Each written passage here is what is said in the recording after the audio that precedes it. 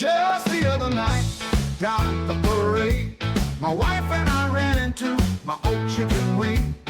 Then I turned to her and said, this was my old friend. I knew something was wrong, I could see it right then. I am fired up too, because I want to talk about one more person, and then I'm letting you get right out of here, because I know we got a lot to do. But we got to talk about the biggest crackhead of them all. Hunter Biden. Oh, man. You talk about a crackhead. Holy shikes. Man, I'm telling you right now, I started fiending for some stuff when I was listening to this interview. Oh my gosh, it got me talking fast, going all over the place, because I was like, holy cow, I thought I was on crack. I was listening to, man. Guys going crazy like that. I'm serious. And who tells you exactly how to make it crack? It's going all over the place, because I was like, holy cow, I thought I was on crack. I was listening to, man. Guys going crazy like that. I'm serious. And who tells you exactly how to make it crack? I mean, he told me how to go to the store. He told me to go to aisle 4, look at the bottom shelf on the right-hand side in the corner is that little white little bit of powder right there. It's called baking powder. What? Shelf on the right-hand side, is it baking soda? Who? I was going to text him, but no, I wasn't. Just kidding. Seriously, this guy is nuts. But you know what? He's so crazy, he might end up the damn president. Crazier things to happen.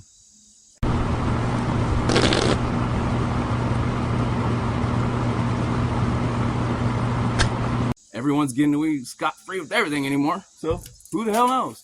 But you have to see some of the things that Hunter Biden said. I gotta be honest, he's dropping an F-bomb like a mofo, but that's cool because he's keeping it real.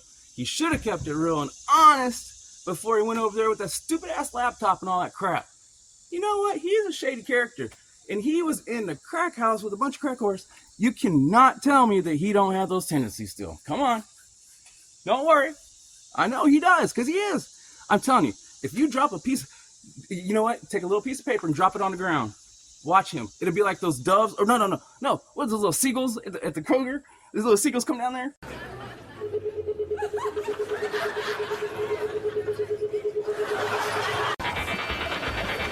Mayday, mayday, we have a crackhead lifting up the bus. Must be... I'm telling you, it's funny. It's actually sad. Because that's the president's son. I'm not going to judge him, but hell yeah, I'm going to judge him. What is wrong with that guy? It's terrible. But he sure knows how to make his crack. The only difference between crack cocaine and cocaine is sodium bicarbonate and water and heat, literally. That's it? That's it. And those things are pretty much free if you go to like a science store. This is free. You can go to your neighborhood convenience store and just get. Anyway, I don't want to tell people how to make crack cocaine, but it literally is a mayonnaise jar, cocaine, and baking soda. How different is the experience? It's vastly different. And like for real, I feel really reluctant to kind of have some euphoric discussion. I know you're not asking me to do that, but have some euphoric discussion about crack cocaine. The exact opposite. I'm saying I don't want to have the experience of some euphoric recall. That's how powerful crack cocaine is. That's something that could definitely be taken out of context, motherfucker. One more clip of that, and we gotta get out of here. Cocaine make you act any differently? No. Is it safer than alcohol? Probably. People think of crack as being dirty. It's the exact opposite. When you make crack, what you're doing is you're burning off all the impurities so that it combines with the sodium bicarbonate, which makes it smokable. That's all.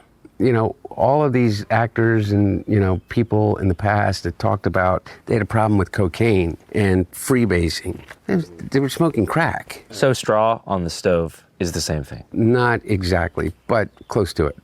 But it's a little bit different. But anyway, my point about it, your point about it, which I think is true, is that there's a thing about crack that is really insidious. And what it is that anytime, I think one of the reasons that they believe that smoking cigarettes is so addictive is because it combines 3 really important things. It's habit forming, there's an oral fixation, and there is a ritual combined with it. And so the idea of hand to mouth is a habit and a fixation that we learn very early, even as children. With a pacifier, with a spoon, with your thumb, to breastfeeding. Okay, so I don't want to get into the psychology of it because I'm no expert, but I do know this, is that you combine with that ignition combustion. And then you combine the ritual. You have your cigarette in the morning, you have your cigarette when you get out of the car, you have your cigarette with your coffee. Crack. It's over and over. There's ritual to it. There's a ritualized part of it. The combination of all of those addictive behaviors together becomes like really powerful. And the drug in and of itself is a more immediate euphoric sensation and connected to it than. I don't know. When I just saw what I just saw on that, I think I might kind of like this guy. and beating him down a little bit. Are you kidding me? Are you kidding me? I gotta say something. Like him or not, he kept it real. And if we have more people out there keeping it real like that, we probably wouldn't be in such a pickle. Just saying. Anyways, hope y'all have a good day. Last message. Don't do crack! Is this a 5 o'clock free crack giveaway?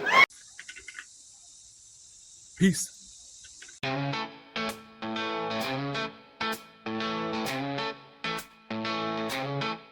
Just the other night, down at the parade, my wife and I ran into my old chicken wing. Then I turned to her, said, this was my old friend. I knew something was wrong, I could see it right then. She knew I stepped out, I could see it in her eyes. I was in love with the chicken, it wasn't a surprise.